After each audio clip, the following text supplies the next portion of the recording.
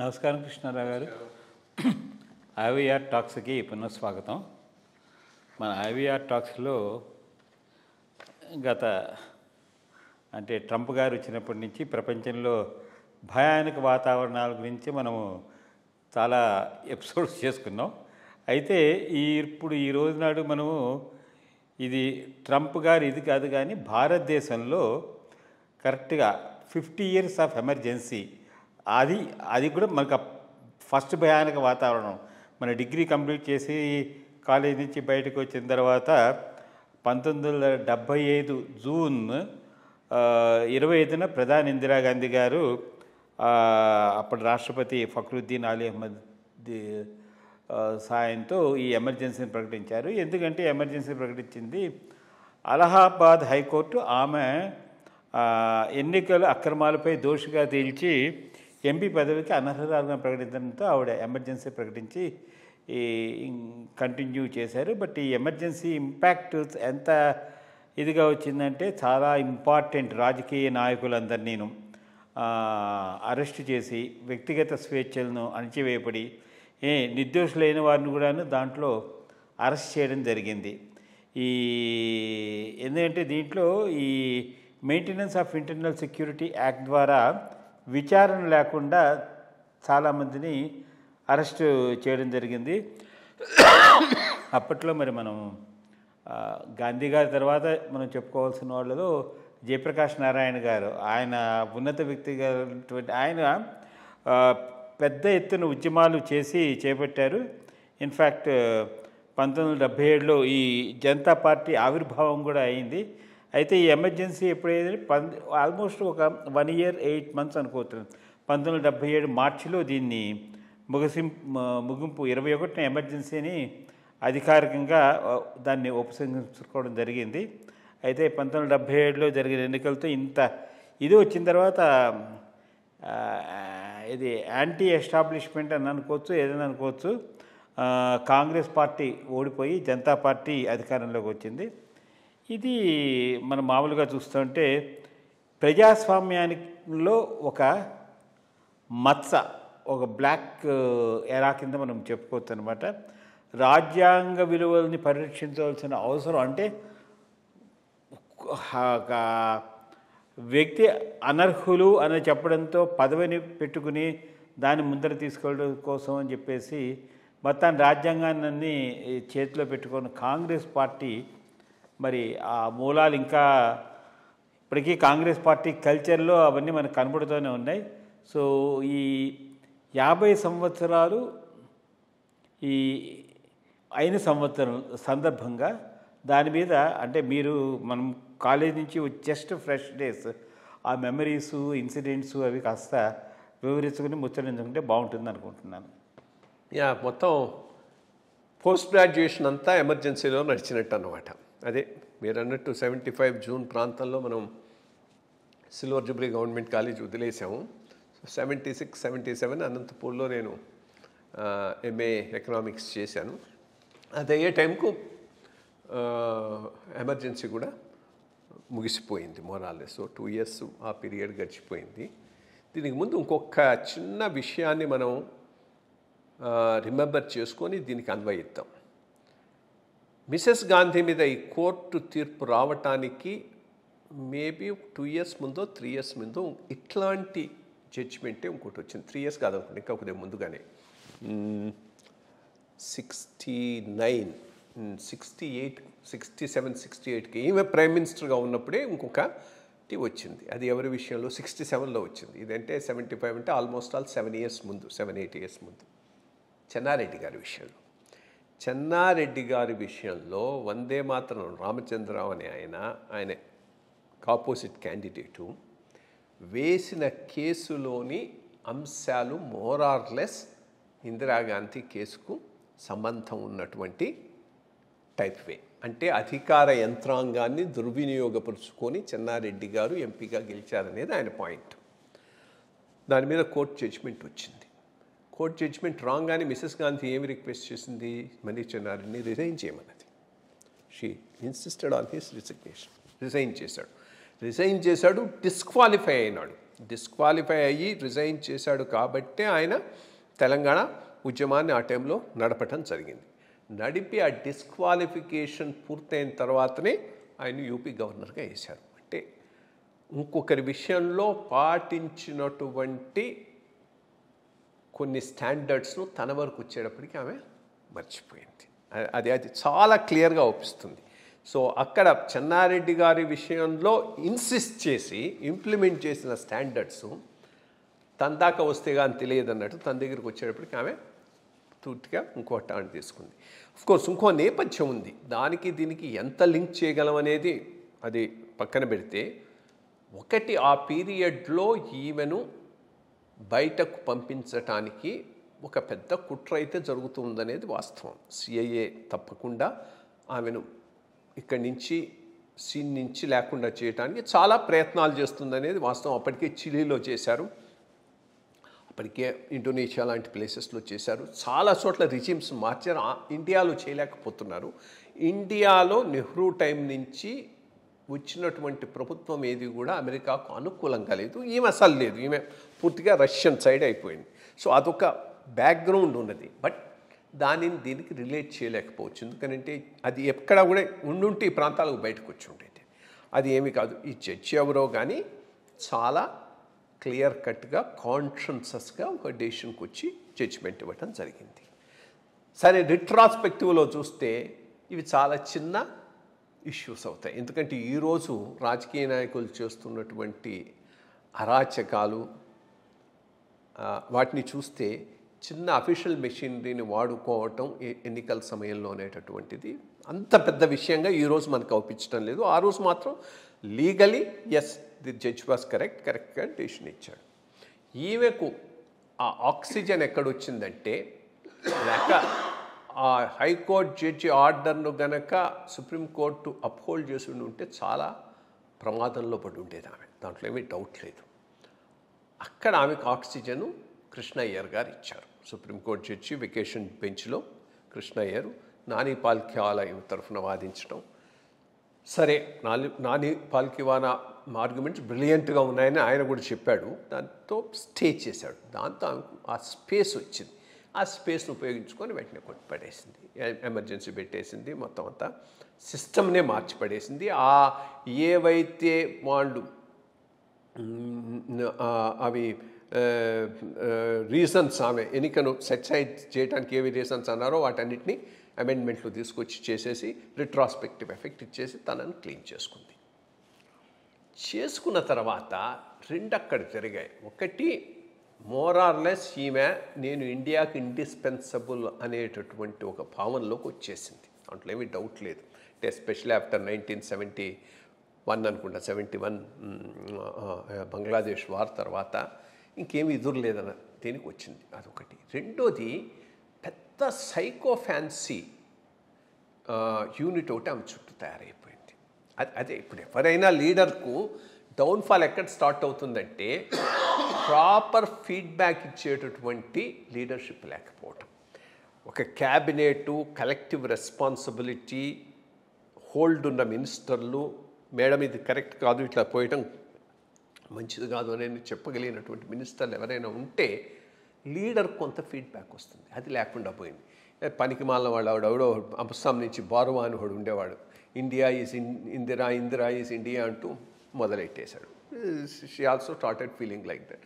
ఇప్పటికి కూడా women empowerment మీద ఏదైనా చిన్న కార్టూన్ రావాలంటే అందరూ అదేస్తూ ఉంటారు. ఆమె కూర్చొని 100 మంది కాంగ్రెస్ మినిస్టర్లు వీళ్ళు ఇట్లా చేతులు కట్టుకొని నిలబడినట్టు ఆ స్టేజ్లో ఉండింది. అదొక ఆస్పెక్ట్. రెండోది, undesirable influence of second son Sanjay Gandhi. అప్పటికి అంతకుముందు లేడు. అంతకుముందు ఎట్లా ఉన్నాడు, 1970-71 ఎలక్షన్ టైముకు ఆమె పెట్టేటప్పటికీ అప్పుడప్పుడే వాడు మారుతి కారు అదేంటూ మొదలెట్టాడు. గురుగావ్ దగ్గర ఫ్యాక్టరీ పెట్టి అది ఎక్కడికి పోలేదు. బట్ దాంతో ఇదిగా ఉన్నాడు. నెమ్మదిగా అక్కడి నుంచి పాలిటిక్స్లోకి షిఫ్ట్ అయ్యి he became the centre of power. ఆ సెంటర్ ఆఫ్ పవర్ వలన ఆమెకు చాలా దెబ్బ తగిలింది. ఎమర్జెన్సీ వచ్చేసింది. మాట్లాడేవాడు ఎవడు లేడు, మొత్తం అంతా ఆమె చేతిలో కాన్సన్ట్రేట్ అయింది. అది ఎవరు ఎక్సర్సైజ్ చేస్తున్నారు? ఆమె కాదు, కొడుకు ఎక్సర్సైజ్ చేయడం మొదలెట్టాడు. అందుకని అప్పట్లో చూచారో లేదో, ఆంధ్రాకు సంజయ్ గాంధీ టూర్కి వస్తే అప్పుడు కొత్తారావు రామయ్య ఎంత హంగామా చేశాడు. ఒక ప్రాంతం నుంచి ఒక ప్రాంతానికి తీసుకుపోయి ట్రైన్లో వాళ్ళకి కావాల్సిన సదుపాయాలన్నీ ఏర్పాటు చేసి ఇదంతా ఆయన చేయటం జరిగింది. అప్పుడు ఇన్ఫ్యాక్ట్ కలెక్టర్లు కూడా పోయి రిసీవ్ చేసుకున్నారు, రిసర్వ్ చేసుకున్నారు. ఇన్ఫ్యాక్ట్ చాలామంది ఆయన గురించి చాలా గొప్పగా చెప్పేవాళ్ళు. సంతానం గారని Krishna district collector, he refuse to go అని చెప్పారు. వీళ్ళ వాళ్ళందరూ వెళ్ళారు కానీ హీ రిఫ్యూజ్ టు గో. వాడేమైపోయింది, immature fellow, young fellow. So ఇంకేవో కొన్ని పట్టుకొని ఆ 10 పాయింట్స్ ప్రోగ్రాము, ఇది బ్యూటిఫికేషను, దెన్ స్టెరిలైజేషన్ కూడా ఎట్లా అయిపోయింది. ఐ మీన్ మన ఫ్యామిలీ ప్లానింగ్ ఇండియాలో అవసరం చెయ్యాలి, బట్ టార్గెట్ డ్రివన్ స్టెరిలైజేషన్. ప్రతి ఆఫీసర్ ఉన్నాయి, నా టార్గెట్ ఇది, నేను చేయకపోతే ఎట్టా, ఇది అది అంటూ మొదలెట్టారు. సో దాంతో పెద్ద ఇది వచ్చింది, నష్బందీ ప్రోగ్రామ్. నష్బందీ దానివల్లనే ఆమె యాక్చువల్గా ఆ పైన పోయినప్పుడు ఓడిపోవటం జరిగింది. అదొక మేజర్. దెన్ మూడోది మొత్తం సుప్రీంకోర్టును చేతిలో పెట్టుకోవడం. అది ఐ థింక్ అక్కడ చాలా ఇంకా ఆ నిరంకుశ పాలనకు అవధులు లేకుండా పోయినాయి. అప్పటికీ కూడా నిలబడి అగెనెస్ట్ గవర్నమెంట్ జడ్జ్మెంట్ ఇచ్చేటటువంటి ఒక జడ్జి ఉండటం అనేటటువంటిది అది భారతీయ సుప్రీంకోర్టు చరిత్రలోనే ఒక సువర్ణాధ్యాయం కింద చెప్పాలి. ఖన్నా అనే అతనికి సుప్రీంకోర్టు చీఫ్ జస్టిస్ అయ్యే అవకాశం ఉన్నా కానీ వదులుకొని, ఐ థింక్ అదేదో major case of individual liberties, దాని మీద జబల్పూర్ ఏడిఎం కేసును ఏదో అంటారు, బ్రహ్మాండమైన జడ్జ్మెంట్ అగెన్స్ట్ ది గవర్నమెంట్ ఇచ్చాడు ఖన్నా. ఫైనల్గా అనుకున్నట్టే అతన్ని సూపర్ సీడ్ చేసింది రే అని ఎవడో ఉండేవాడు, ఆమెను పూడుతూ ఉండేవాడు. సో వాట్, సివిల్ లిబర్టీస్ లేకపోతే ఏందన్నట్టు వాడిని చీఫ్ జస్టిస్గా ఆ రోజు చేయటం అనేటటువంటిది చాలా చెడ్డ పరిణామం. బట్ అప్పటికి కూడా ఇంత నిరంకుశ పాలన, ఇంత బ్యాడ్ అడ్మినిస్ట్రేషన్లో కూడా మంచి చీఫ్ మినిస్టర్లు ఉన్న చోట్ల కాంగ్రెస్కు మంచే జరిగింది, పరిపాలన బాగుండింది.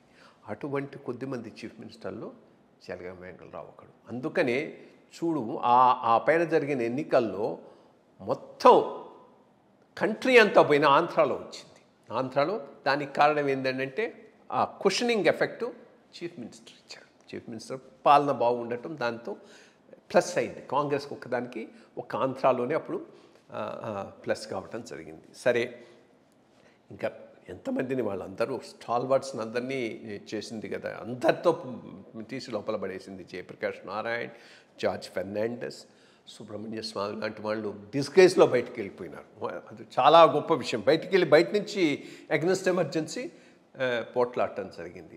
ఇదంతా అయ్యి మళ్ళీ ఇంకోటి ఏంటంటే, ఎంత ఇంటెలిజెన్స్ వాళ్ళు తప్పుదారి పట్టించగలరు అనే దానికి ఈమెకు post emergency elections call for చేయటం, అంత వ్యతిరేకత ప్రజల్లో ఉన్నది అని కనుక ఏమాత్రం హింట్ ఉన్నా ఆమె ఎలక్షన్స్ను కాల్ ఫర్ చేసి ఉండేది కాదు.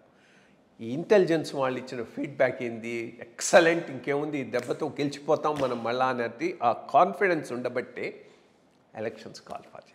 వన్స్ ఎలక్షన్స్ కాల్ ఫర్ చేయగానే ప్రజల్లో ఆ 2 సంవత్సరాలు ఉన్నటువంటి ఆ ఫ్రస్ట్రేషన్ అంతా బయటకు వచ్చేది. లేకపోతే అంత ఈజీగా జనతా పార్టీ గెలిచి ఉండేది కాదు. రెండోది, ఆమె పెట్టిన ఆపరేషన్కు అందరూ ఒకటైపోయినారు. ఇప్పుడు ఉన్నటువంటి వాళ్ళు సపరేట్గా పోటీ చేసే జనసంఘ్, జనతా పార్టీ, మిగిలిన వాళ్ళందరూ ఒక అలయన్స్లోకి రావడానికి కూడా ఆమె కారణమైపోయి ఇంకేముంది, ఆ ప్రజల్లో వచ్చిన ఇది ఒక దెబ్బతో కొట్టేసి వాళ్ళని సీట్లో కూర్చోబెట్టింది మొరార్జీ దేశాయ్ ప్రైమ్ మినిస్టర్. ఒకటి ఏంటంటే, ఇందిరాగాంధీకి వ్యతిరేకంగా ఉన్న శక్తులన్నీ ఆమెను ఓడించటానికి ఒకటైనాయి, కానీ అధికారంలోకి రాగానే వాళ్ళు కొట్టుకోవటం మొదలెట్టారు. దాంట్లో అది డైవర్స్ థింగ్. వాడు ఫార్మర్స్ని రిప్రజెంట్ చేసే చరణ్ సింగ్, అర్బన్ ఇంట్రెస్ట్ని రిప్రజెంట్ చేసే మొరార్జీ దేశాయి, అప్పుడప్పుడే ఎదుగుతున్న ఈ బీసీ లీడర్స్ లాలు లాంటి వాళ్ళు, జయప్రకాష్ నారాయణకు అనుకూలంగా ఉన్నటువంటి ఫెర్నాండస్ లాంటి వాళ్ళు, వీళ్ళందరూ ఒక డైవర్స్ ఇది అయిపోయింది. సో అయిపోయింది, ఒక ఫార్ములా లేకుండా, ఒక అజెండా లేకుండా ముందుకు పోయినారు. కాబట్టి ఎక్కువ రోజులు ఉండలేకపోయింది. And individual ambitions, Charan Singh తాను కావాలని మొరార్జీని పక్కన పెట్టేసి కాంగ్రెస్తో కలిసి వచ్చేసాడు. ఆయన 2 రోజుల్లో లేపేసి మళ్ళీ ఎలక్షన్ రాగానే మిసెస్ గాంధీ వచ్చేసిన తర్వాత సరే ఇంకా ఆ పైన సిక్ ఎక్స్ట్రీమిజం, ఈ లోపల ఎవరినైతే గ్రూమ్ చేసి తన తర్వాత హ్యాండ్ ఓవర్ చేద్దాం అనుకొని మొదలెట్టిందో వాడు చనిపోవటం, దీంట్లో మా సంజయ్ గాంధీ, ఇవన్నీ చాలా ట్రాజడీస్ అక్కరైనాయి, దాంట్లో ఏమీ డౌట్ లేదు. ఒకటి ఎన్ని అవలక్షణాలతో కూడా she was a great leader, దాంట్లో ఏమీ డౌట్ లేదు. వన్ ఆఫ్ ది మోస్ట్, ఒకటి పేట్రియాటిజాన్ని నువ్వు క్వశ్చన్ చేయాల్సిన అవసరం లేదు. ఏ డెసిషన్ తీసుకున్నా బెస్ట్ ఇంట్రెస్ట్ ఆఫ్ ఇండియాతో తీసుకున్నది అనేటువంటిది మాత్రం వాస్తవం. చాలా ఫోర్సెస్ను ఫైట్ చేసింది అనేది వాస్తవం. సిఐఏ ఆమెను దించేయటానికి ఆ టైంలో పూర్తిగా పనిచేస్తూ ఉందనేది కూడా వాస్తవం. కానీ ఈ ఒక్క దాంట్లో మాత్రం దానికి చేయి ఉండకపోవచ్చు. ఈ పారనాయిడ్ అయిపోయింది, ఏదో జరిగిపోతుందని. ఆ పారనాయిడ్ స్టేటస్సే ఈ ఎమర్జెన్సీ కాల్ ఫార్ చేయడానికి దోహదమైంది అనేది ఒక అనుమానం నాకుంది. Anyway, it's a bad, definitely a sad chapter భారతదేశం యొక్క చరిత్రలో. 50 సంవత్సరాలు అయింది, ఉన్నారు వాళ్ళందరూ. ఇన్ఫ్యాక్ట్ ఆర్ఎస్ఎస్కు సంబంధించిన వాళ్ళు ఎంతమందిని జైల్లో పెట్టింది. సత్యమూర్తి గారని, వీళ్ళని, వాళ్ళని, స్టూడెంట్స్గా ఉన్న వాళ్ళు ఆ పీరియడ్లో. ఇప్పుడు వాళ్ళు బీజేపీలో పెద్దగా పైకి ఎదగలేదు కానీ, but stalwarts who stood it even in Andhra Pradesh, వాళ్ళందరూ ఉన్నారు. అప్పుడు సఫర్ అయినారు, స్టూడెంట్స్గా జైలుకు పోయి జైల్లో కొన్నాళ్ళు రాజకీయ దీనికోసంగా ఉన్నటువంటి వాళ్ళు చాలామంది ఉన్నారు. చాలామంది వీళ్ళందరూ యాక్టివిస్ట్స్ అందరూ. సో ఇది స్థూలంగా ఎమర్జెన్సీ.